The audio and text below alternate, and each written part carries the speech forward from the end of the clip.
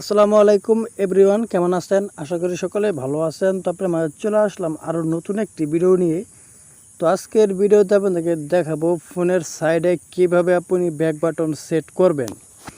তো আমার দেখতে পাচ্ছেন নিচে কিন্তু কোনো প্রকার ব্যাক বাটন নাই, তো সেটাকে আমি ডিলিট করে কিন্তু সাইডে সেট করছি।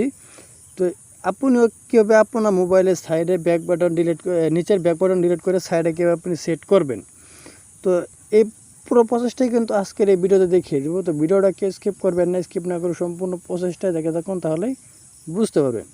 তো আপনি কিন্তু চাইলে আপনার এই ফোনের সাইডে কিন্তু আপনি ব্যাক বাটন সেট করতে পারবেন নিচেটা ডিলিট করে। তো এইগুলো সিস্টেম কিন্তু আপনার বড় দামি দামি ফোনে কিন্তু থাকে, যেমন ধরুন আইফোন, স্যামসাং, তো দামি দামি ফোনে কিন্তু এই সিস্টেমটা থাকে। তো আপনি যদি চান আপনার এই কম টাকার ফোনেও কিন্তু আপনি চাইলে এরকম সিস্টেম সেট করতে পারবেন।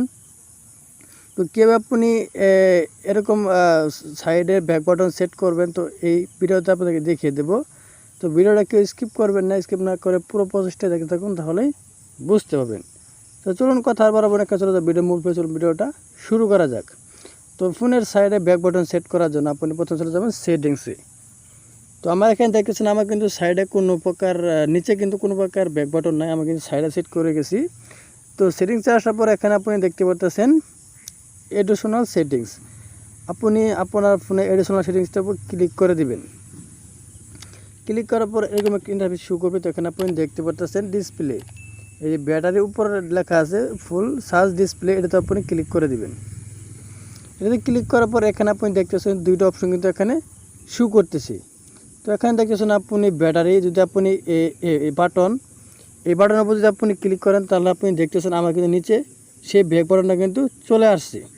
যদি আপনি এই 2 নম্বরটা ক্লিক করেন, তাহলে আপনি এখানটা দেখতে পারবেন নিচের ব্যাক বাটনটা কিন্তু চলে যাবে এখানে, এমনকি সাইডে কিন্তু সেই বাটনটা সেট হয়ে যাবে। তো এই প্রথমটা হলো আপনি ব্যাক বাটন সেট করা থাকলে এরকম থাকবে।